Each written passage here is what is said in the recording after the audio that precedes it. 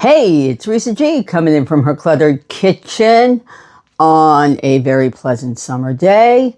I am going to continue my very small mini series of quick summer sides that I started last week. And so what I wanted to do was show you a very quick adaptation of a recipe from, I think it's Gaby Dalkin. What's Gaby Cooking? I love her website. I love her lives that she does on Monday nights.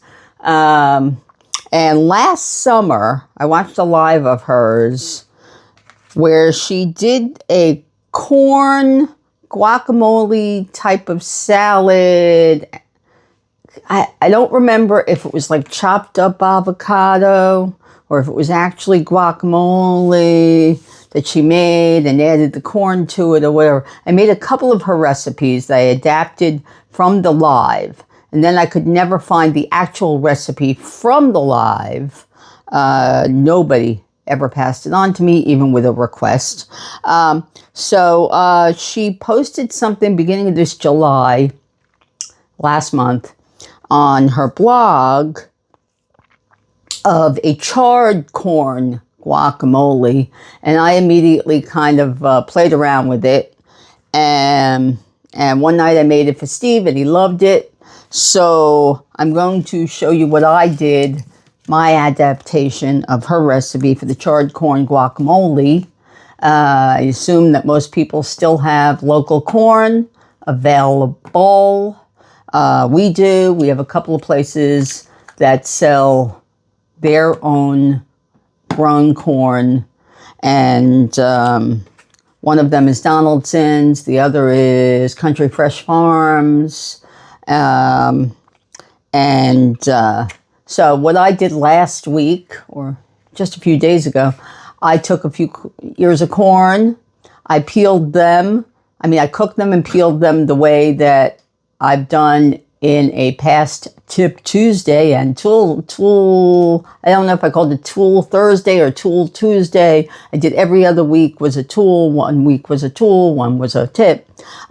You could go back and search those and see the tips and tools. I will try to put them in the cards. I will try to remember to put them in my notes. So you can go and see all the cool hacks that I had. Anyway, I used one of those hacks, which is, as I remember, cutting off the last, 2 inches of a corn, or especially if they're long. I try to buy the shortest ones I can that don't have a lot of stalk still left on the end. I try to get a full ear, and I cut off a little bit and I put it in the microwave oven for 5 minutes. Let it cool a little bit until I can handle it, and then it's very easy to peel, especially if you peel it upside down. And that way you don't get as many of those little shreds of silk. You get all the silk off. So anyway, that's what I did. And then I grilled the 2 ears last week. But anyway, I put a couple on my Ninja wood fire grill and I browned them up. Okay. And I took them off the cob, and that's what I got, because this recipe does call for 2 ears of corn, so I did that already, so you don't have to see me do it. It also includes, her recipe includes a jalapeno, which I cut up some of it, since Trevor's not going to eat it, it's only for me and Steve. And it includes lime juice and lemon juice. I have a bottle of lemon juice from Trader Joe's that, as far as I'm concerned, only is organic lemon juice, which it should be. All right, so this is the organic 100% Sicilian lemon juice from Trader Joe's. And I put a little of that. I've got a lime, okay? And then instead of avocados, I had some avocados. Of course, they went bad, because if you don't, you buy them unripe all the time. You stick them on the window. 2 days later, you think they're ripe. You open it up and they're unripe. I mean, either still unripe or they are totally past, gone, sad, and disgusting. So instead, I have these little cups of avocado mash from Costco. And they come in like 10 packs or 12 packs. I keep them on hand for situations like this when I run out of actual avocado. Okay. It also, her latest recipe for this includes some cumin. So I've got cumin. It includes chili lime seasoning. Of course, it uses her chili lime seasoning that she sells at Crate and Barrel. I don't have that, but I do have a one from a Mexican store. Okay. It also includes salt, pepper, and olive oil. Okay. So basically, you just mix it all together. So I take the avocado out of its little thingamajiggies and scoop it out. It's just pure avocado. That's all that's in here. Okay. As far as I can tell from the packaging, it's organic avocados, lemon juice, sea salt, black pepper. That's all that's in them. Okay, organic lemon juice, sea salt, and black pepper. And so I take 2 of those, which is about the amount of avocado of a couple of very small avocados. Or one, I would say 1 large avocado. All right, of course, I don't know how much she uses, but that's how much I use. Okay. And then you just add the other stuff. You're adding the lime juice and the lemon juice so that the avocado does not turn in color. You don't want it to get black, because it will get black. I measured out the chili lime, and then just a sprinkle of salt, a sprinkle of pepper, and then just add the corn. All right, and oh, also my avocado, my jalapeno is already on the plate. Okay. In her recipe from the beginning of July, she also showed how to make chips, tortilla chips. I am not using tortilla chips. For me, I'm using jalapeno cheddar, chicharron, pork rinds that I get from Thrive Market.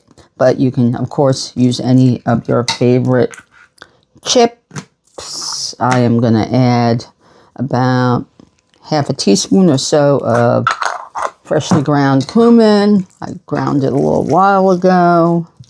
Salt, pepper. I think I got everything. All right, I got lemon juice, I got lime juice, I got cumin, salt and pepper. All right, and just a drizzle of olive oil. Actually, one time I made this, and I also added I mixed in a little bit of mayonnaise, and it was almost like elote, an elote version, which was kind of tasty too. So,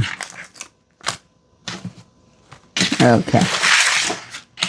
And anyway, so this is what it looks like when you combine it all. Now she, of course, did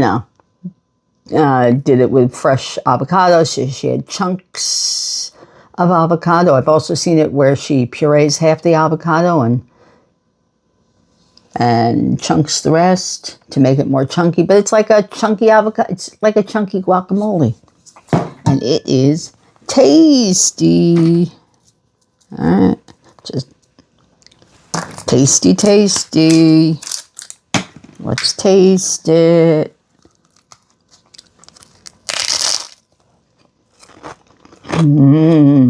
Oh, that's good. This version is a little bit more limey than the last one.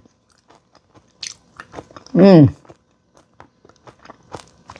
corn pops in your mouth. That's very tasty. Okay, very, very tasty. Okay.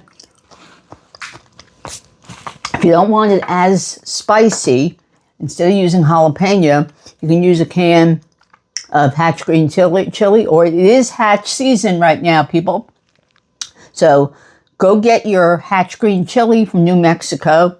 It's in a lot of stores. Unfortunately, nobody is selling it in my local stores. Sometimes the supermarket I work at does sell it. Not this year.